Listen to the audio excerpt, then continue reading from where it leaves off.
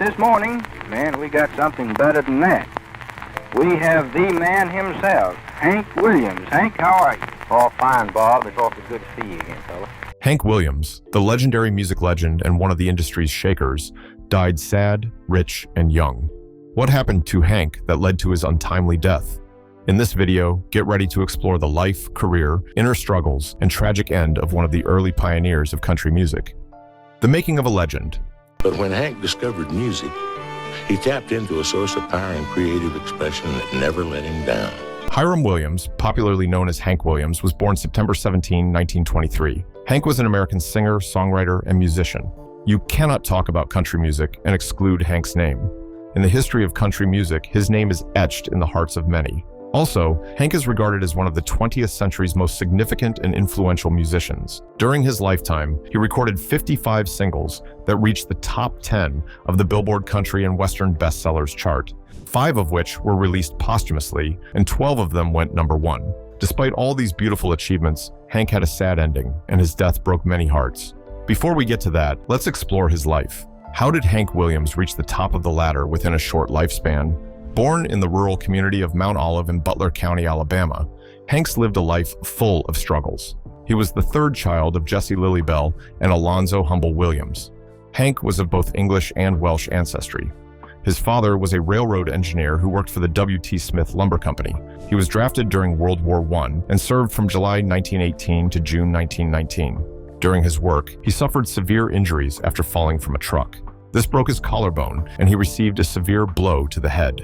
The tragic events continued in the Williams family when their first child and Hanks's brother Ernest died 2 days after his birth on July 5, 1921. A year later, they gave birth to a daughter, Irene. After the birth of Hank, his name was misspelled as Hiriam on his birth certificate. This was prepared and signed when he was 10 years old. Hank had a congenital disability known as spina bifida occulta. This defect affected his spinal column, and this caused him lifelong pain. The congenital disability later became one of the things that caused him lifelong pain. Hank was exposed to music at a very young age. When he was 3, he often sat with his mother, who played organ at the Mount Olive Baptist Church. Then, his mother joined the church in singing hymns. These hymns later influenced Hank's compositions when he became a singer. At age 6, he received his first musical instrument, a harmonica. As a child, his family nicknamed him Harm, while his friends called him Herky or Skeets. Due to financial struggles, Hank's father relocated for work. For this reason, the family lived in many southern Alabama towns. Things soon turned sour for the family when Alonzo began to experience facial paralysis. Hank was just 7 years old. He was rushed to the clinic. After being evaluated at a veterans clinic in Pensacola, Florida, the doctors diagnosed a brain aneurysm. He was sent to the VA Medical Center in Alexandria, Louisiana. There, he remained hospitalized for 8 years. His medical condition hindered him from building a strong bond with Hank. During that period, Hank saw less of him and depended on his mother for survival. Later, in the fall of 1933, Hank was sent to live with his uncle and aunt, Walter and Alice McNeil. They stayed in Fountain, Alabama. In exchange, the McNeils sent their daughter, Opal, to live with Lily and attend school in Georgiana, Alabama. Hank learned more about music when he was with his uncle and aunt. He learned basic guitar chords from his aunt and listened to music played at dances and in area churches. The following year, his family moved to Greenville, Alabama, where his mother, Lily, opened a boarding house next to the local cotton gin. Despite his father's absence, his mother took care of them. When Hank got his first guitar, there have been several versions of the story. For instance, some prominent Georgiana residents claimed they bought the guitar for him, while his mother said she bought it for him. She added that she arranged it for his first lessons. How hilarious. Well, there is more. Keep on watching. In later years, Hank told Ralph Gleason, who at the time was writing a weekly music column in the San Francisco Chronicle, this: "When I was about 8 years old, I got my first guitar, a second-hand $3.50 guitar my mother bought me.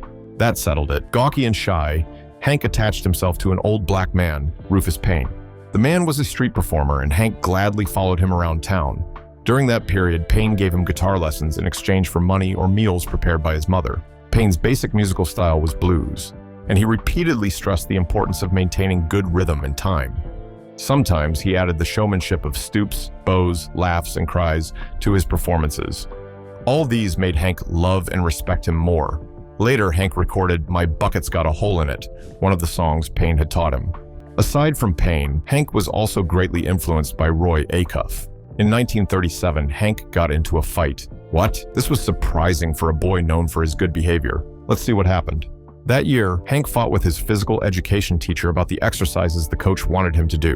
His mother heard about it and came to the school demanding that the school board terminate the coach. The school refused, and the family moved to Montgomery, Alabama. Their move affected Paine and Hanks' relationship. They lost touch, and when Paine eventually moved to Montgomery, he was no longer the vibrant music teacher Hank once knew. He died in poverty in 1939.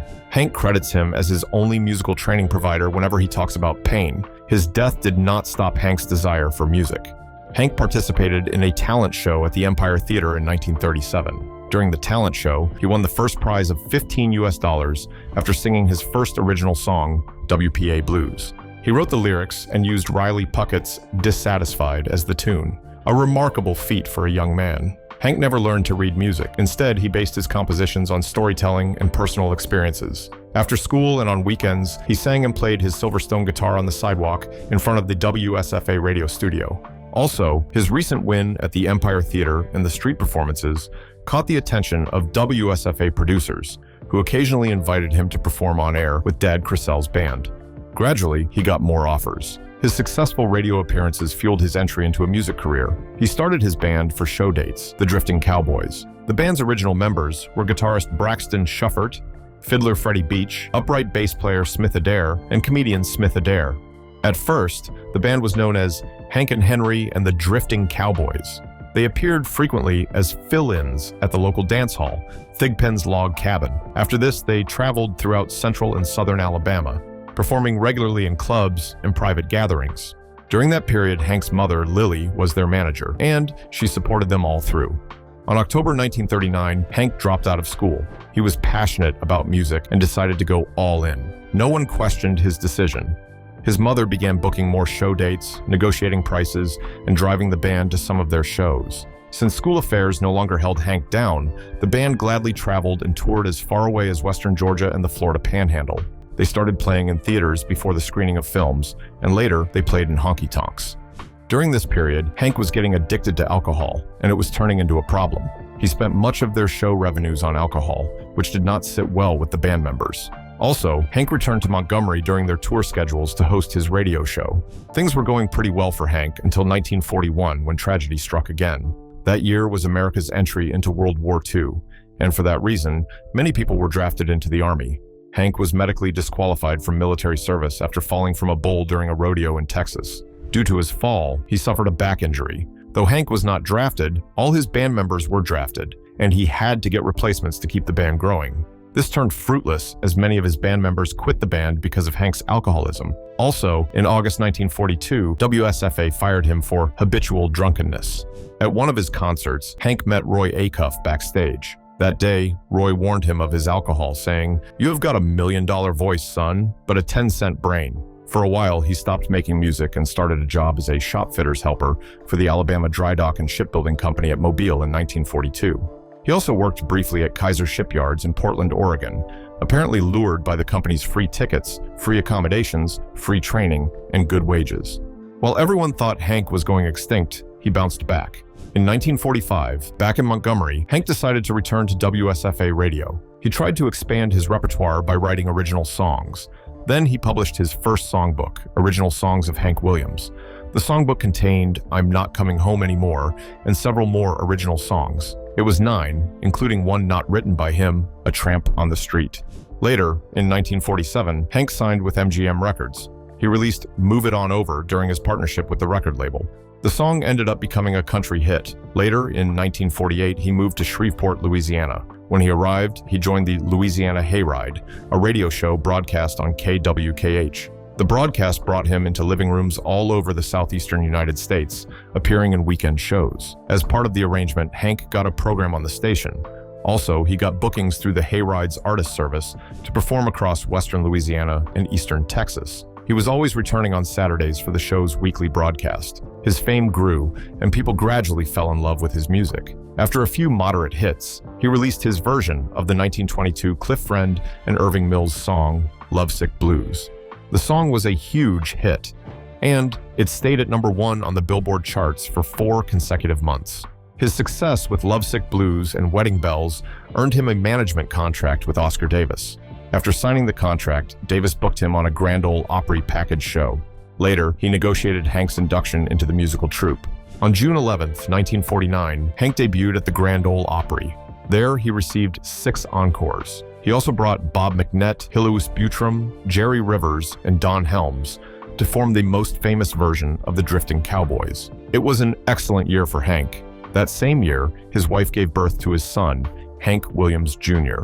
Hank had 5 songs that ranked in the top 5 Billboard Hot Country singles, and all his songs reached number 1. Not only did his fame grow with these achievements, but his wealth also grew. By 1950, he earned an estimated $1,000 per show. That year, something unique happened in his career.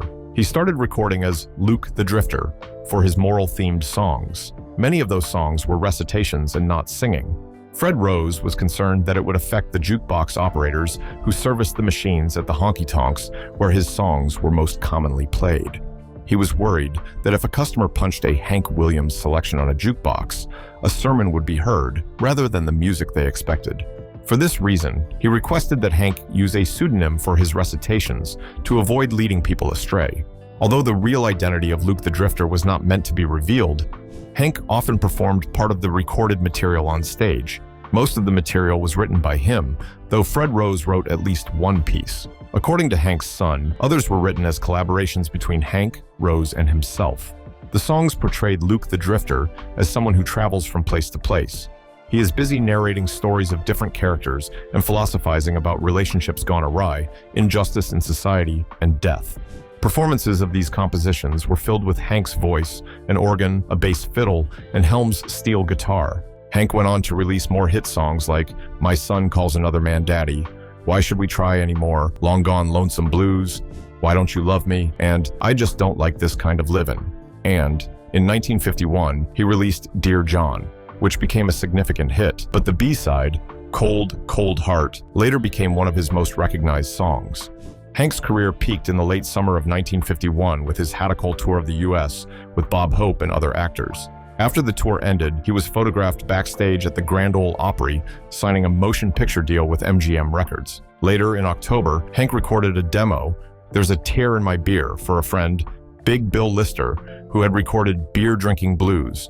It was a beer-drinking song that sold well, and they needed another one. The head of A&R recorded the session for Capitol Records, Ken Nelson. Afterward, Lister stored the demo acetate with no markings in a box of records kept at his house, and then, when he moved, in his yard under a tarp for several years. He eventually gave the acetate to Hank Williams Jr., who had a hit with it in an accompanying video depicting the son playing with his father in an overdubbed dream sequence. MGM Records released Hank's debut album, Hank Williams Sings, the following month. Later, on November 14, 1951, Hank drove with Bill Lister and the Drifting Cowboys to New York, where he appeared on television for the first time with Perry Como on CBS's Perry Como Show. Hank Williams' fame continues to increase more and more. While many saw the perfect Hank Williams on stage, he was busy fighting with his inner demons and many messy behind the scenes. One of their struggles was his messy love life. Let's explore that. The messy love story. Hank Williams had great luck in his career, however, the reverse was true for his love life. On December 15, 1944, Hank married Audrey Shepard. This was not her first marriage, but for Hank, it was the first. Before we delve into their romance, let's explore Audrey's life. Audrey Mae Shepard was born on February 28, 1923. She was an American musician known for being the first wife of Hank Williams, the mother of Hank Williams Jr., and the grandmother of Hank Williams III. Audrey grew up working on a farm owned and operated by her parents. Luxury wasn't something she could afford, but she lived her life, and like every young teenager, she fell in love. Not with Hank, at least not yet. Audrey fell in love with James Erskine Guy as a high school senior, and the two married. Later, on August 13, 1941, they gave birth to their daughter, Lucretia. After her birth, the couple separated. 2 years later, Audrey met Hank in Andalusia, Alabama. She met him while he was still pursuing his music career. Out of love, Hank decided to add Audrey to the band. This decision was welcomed with great disapproval from his mother and bandmates. Despite their disapproval, Hank was not bothered, and he added Audrey to the band as an occasional singer and upright bass player. Later, on December 1944, the two of them were married. They got married exactly 10 days after her divorce from James was finalized. Their wedding ceremony was performed by a justice of the peace at the Efficient's gas station in Andalusia. Not long after their marriage, Audrey started interfering in Hank's music. To begin with, she took over as Hank's unofficial manager. This was a position Lily loved and kept so much. After she became Hank's manager, the couple visited Nashville with the intent of meeting songwriter and music publisher Fred Rose of A Cuff Rose Publishing. The meeting succeeded, resulting in Hank Williams recording 2 singles for Sterling Records. He released Never Again in December 1946 and Honky Tonkin' in February 1947. Both singles were a great success, and they helped them sign a contract with MGM Records. Things were going smoothly until Audrey decided to push for her spot in the limelight. According to a country music biographer, her duets with Hank were like an extension of their married life in that she fought him for dominance on every note. Her interference affected Hank, and everyone could see that. She recorded many duets with him and was featured on the recordings of Lost on the River, I Heard My Mother Praying for Me, Dear Brother, Jesus Remembered Me, The Pale Horse and His Rider, Jesus Died for Me, Help Me Understand, Something Got a Hold of Me, I Want to Live in Love, and Where the Soul of Man Never Dies. Tension started growing in the marriage at 1914-8 when Hank turned to alcohol. He was addicted to it, and this became a massive problem in their marriage. At first, when Audrey saw his addiction, she gave him an option. He either chose alcohol or her. She left, but they later reunited. On May 26, 1949, Audrey gave birth to the couple's only child, Randall Hank Williams. This brought great joy and laughter to the family. However, things were not as everyday as before. At one point, Hank expressed his desire to adopt Lucretia, but Audrey refused. Why? She was scared that Hank would take her away if they ever got divorced. Later, she filed for a divorce. It is evident to everyone that there was no love between them anymore. On December 31, 1951, Hank filed allegations of mutual infidelity and the resumption of her husband's health problems. It was a messy time for Hank. At one point, Audrey called from a hotel and ordered Hank to leave their Tennessee house when she returned. Hank, known for his softness, replied, "Audrey, I won't live another year without you." Later, in June 1952, the couple got divorced. She was given the house, their son, and half of Hank's future royalties on the condition that she would never remarry. Their divorce affected Hank and his relationship with his son. That year, he moved into a house on the corner of Natchez Trace and Westwood Avenue in Nashville. He shared the house with singer Ray Price. He enjoyed a brief time with Price until he left due to his alcoholism. His life was filled with sorrow, and he went on a tour of California. The tour was unsuccessful, and Hank moved to his mother's boarding house by September. During that period, Hank built another relationship with a woman named Bobby Jett. His relationship with Bobby ended in pregnancy. Their baby, Jett, was later born after Hank's death.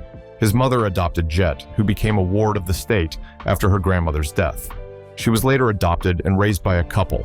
They did not know she was Hank's daughter until the early 1980s. Before his death, Hank had a thing with Billie Jean Jones.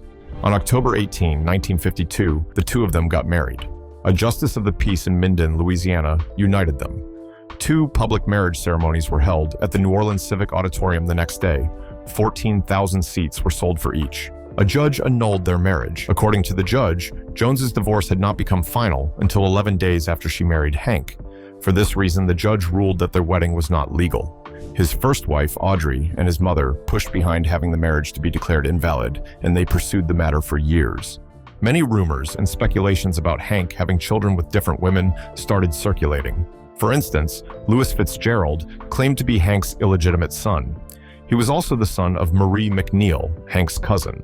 When Louis was interviewed, he claimed Lily operated a brothel at her boarding house in Montgomery. A family friend denied these claims. However, Billy Walker shared that Hank mentioned it to him in the presence of men who were led upstairs in the house. The tragic end. A 75-year-old man at 29. Hank's death remains a mystery to many. Let's see the events that led to his death. Hank was scheduled to perform at the Municipal Auditorium in Charleston, West Virginia. However, he didn't go to the concert later due to an ice storm. He hired college student Charles Carr to drive him to his next appearance. His next show was supposed to be held on New Year's Day in 1953 at the Canton Memorial Auditorium in Canton, Ohio. When they got to Knoxville, Tennessee, they stopped at the Andrew Johnson Hotel. That day, Carr requested a doctor for Hank because he was feeling the combination of the chloral hydrate and alcohol he had consumed on the way from Montgomery. When the doctor came, the doctor injected Hank with 2 shots of vitamin B12 that contained morphine. According to Carr, the last time he spoke to Hank was when they stopped at a restaurant in Bristol, Virginia. As he continued driving, they reached an Oak Hill, West Virginia gas station. When they arrived, he discovered Hank was unresponsive in the back seat.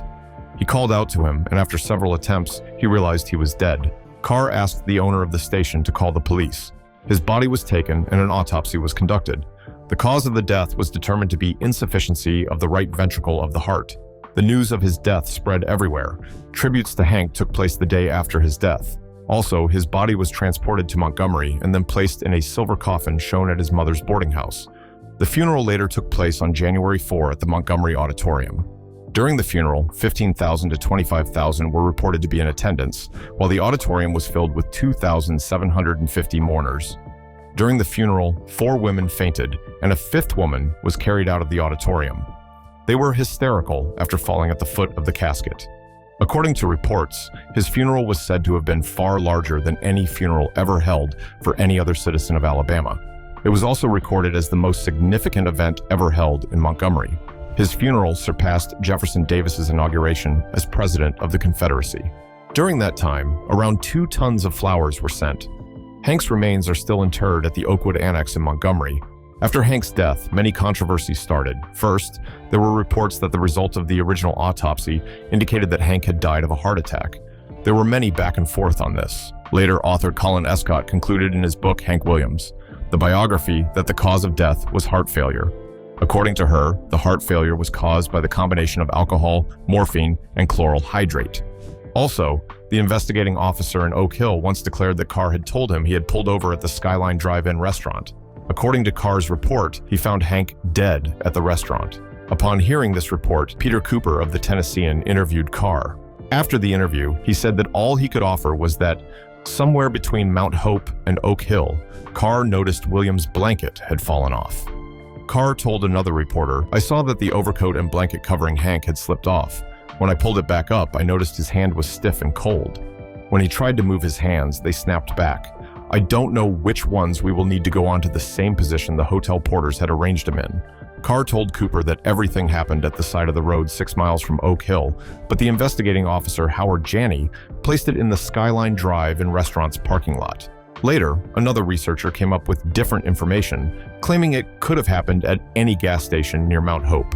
Regardless of the reports, Carr said he next drove to a cut-rate gas station. "I went inside and an older guy, around 50, came back out with me, looked in the back seat and said, 'I think you've got a problem.' He was very kind and said Oak Hill General Hospital was 6 miles on my left, and that would place him in Mount Hope." They later drove to Oak Hill in search of a hospital, stopping at a pure oil station on the edge of town. This was Carr's account of how he discovered that Hank was dead outside Oak Hill. Later, his report was challenged by Dr. Leo Killorn, a Canadian intern at Beckley Hospital, West Virginia, 15 miles from Oak Hill, who claims that Carr drove up to the hospital and asked him to see Hank. Killorn further shared that Carr told him Hank Williams caused him to remember the incident. Carr was exhausted and, according to the police reports, nervous enough to invite suspicion that foul play had been involved in Williams' death. Despite all the fears and speculations pointing at Carr, it was clear to everyone that he had no hand in Hank's death. What do you think about Hank's mysterious death? Do you believe Carr has any hand in it? After watching Hank's life and struggles, what are your opinions about him? Do you think he deserves everything bad that happened to him? Leave your thoughts in the comments. If you enjoyed this video, like, share, and subscribe to this channel. Before you go, watch the other videos displayed on your screen.